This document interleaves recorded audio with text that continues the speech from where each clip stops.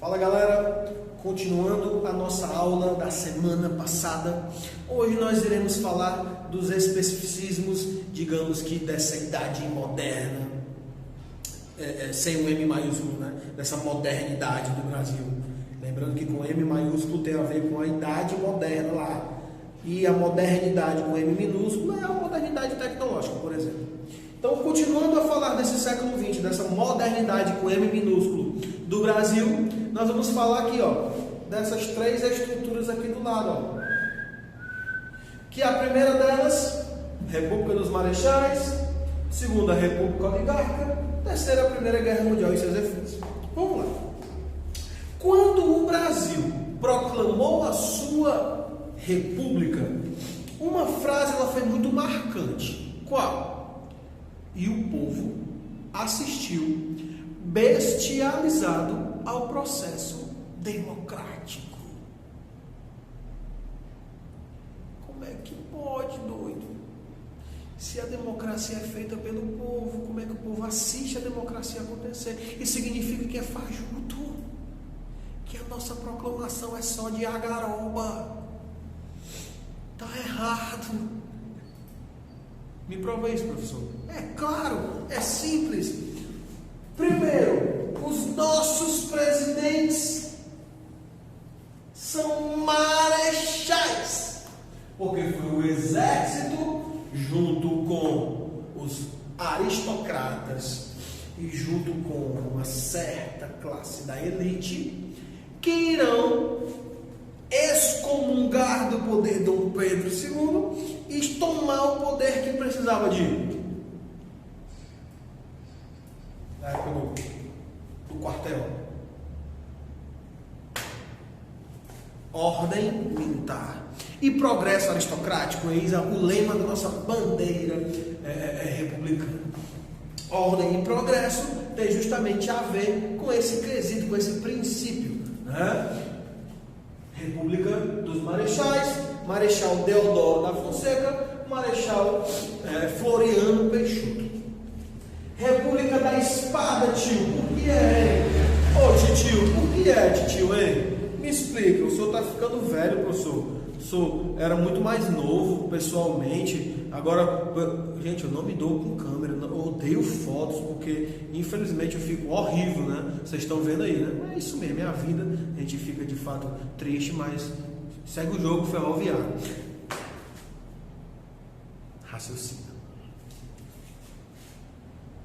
Eu e os meus cabelos brancos já raciocinamos. República da Espada.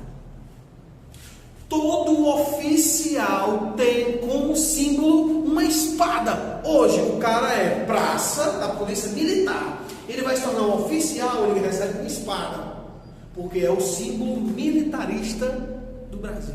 Então por isso que é a República da Espada, porque é a República dos Marechais.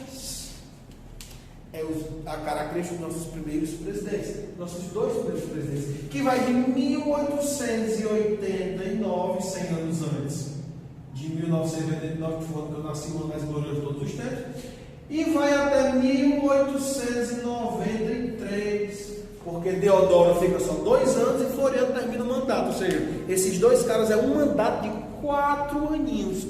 E por que Deodoro não terminou a parada? Porque ele pegava pesado, compadre. E vai ter a República, nessa República Oligárquica vai ter, nessa República da Espada vai ter política do encilhamento, vai ter a ordem para o progresso, vai ter a retaliação de grupos sociais, entre várias outras características. Eis que, com a República dos Marechais, com a República da Espada fracassando, nós teremos o início da República Oligárquica. O que é isso, tio Diogo? O que é uma oligarquia? Grupos que se tornam poder. Quem proclamou a República? Os militares e os aristocratas. Militar, ordem. Aristocrata, desenvolvimento. Militar vai para o poder. Não deu certo, não. Quem tu acha que vai para o poder agora?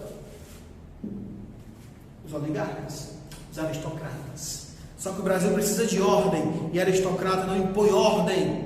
Quem impõe é militar. É muito simples, é só tu dar um título militar para um oligarca.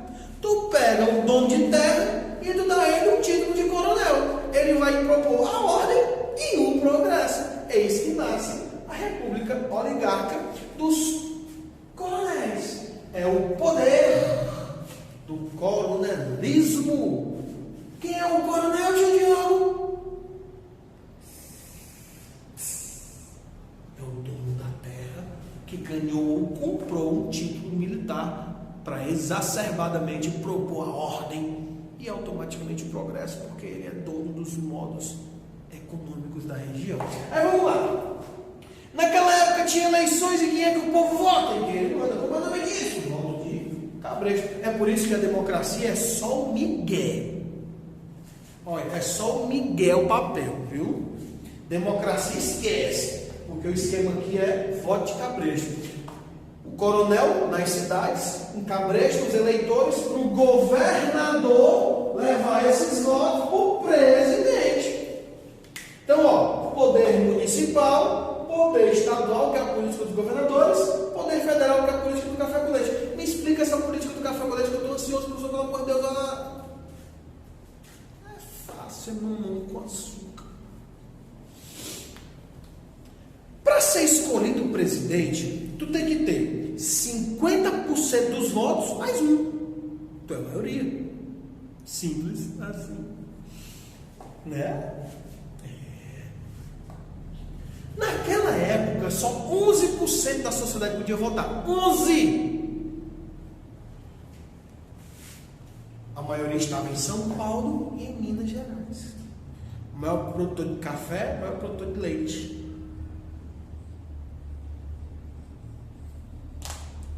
Café com leite. São Paulo e Minas vão se juntar e vão determinar que todo mundo desses dois estados votem sempre no mesmo presidente.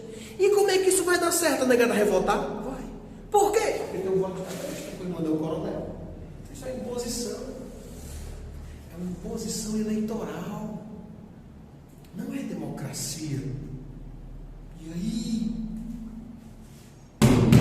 Essa é a nossa marca social, ideológica, política do Brasil do século XX, desse início, que vai de 1889, proclamação, né, com a República dos Marechais, começando a República Oligarca, que aqui ninguém votou não, viu? E começou essa imposição do voto de Cabresto quando? 1893 até era Vargas, né? 1930. Gente, de 1894, né, até 1930, todos os presidentes do Brasil, ou foi de São Paulo, ou foi de Minas Gerais. É o café com leite. Eles articulavam para ter a maioria dos votos. Você aqui no Ceará ia votar no fulano de tal, eu vou votar no Ieda Fiuza. Eles não estavam nem preocupados em quem tu ia votar, porque eles já tinham os eleitores certos. Manipulação. Democracia passou, foi longe. E por último, para nós encerrarmos talvez as nossas aulas online, ninguém sabe quando é que essa parada vai voltar, mas talvez volte, sei lá, próxima semana, e aí não precisa mais aula, a gente vai trabalhar pessoalmente, né? E aí pessoalmente ainda mais lindo. E aí vamos lá. A Primeira Guerra Mundial. Quando a Primeira Guerra Mundial estoura, acredite você ou não, doideira, no decorrer dela, os Estados Unidos vendiam armas para a Inglaterra, vendia petróleo para a Alemanha, vendia tudo que você possa imaginar. Enquanto a negada se acabava e se destruía, os Estados Unidos enriqueciam. Só que vai acontecer um bombardeamento de submarinos alemães a navios americanos, e acredite você ou não, mas o Brasil vai declarar guerra à Alemanha, viu? No Brasilzão por esse. E vai a guerra ao lado dos Estados Unidos. Na Primeira Guerra, o Brasil manda só suprimentos e soldados para o corpo médico, né? O problema dessa guerra é que os Estados Unidos, de fato, vai se tornar a maior potência do mundo. E o Brasil era dependente economicamente dos Estados Unidos. Então isso vai fazer o Brasil crescer seu patamar, porque ele depende da maior potência do mundo. Show, show, show. Mas o problema é que em 1929, essa maior potência do mundo vai quebrar e o Brasil vai junto. É onde entra a historinha do café na crise de 1929, que são as consequências desta guerra ao Brasil. É essa aula é lá para frente e você vai ver, tá bom? Gente, eis aqui as duas principais estruturas que você precisa saber para trabalhar o século XX do Brasil. Tranquilidade? Eis o assunto das nossas próximas aulas. A continuação e estruturação em cima de tudo isso. Um beijão e até a próxima. Talvez seja ela online, talvez seja ela gravada, ou vai que já é presencial. Até a próxima, gente. Forte abraço, hein? Tchau, tchau. Valeu!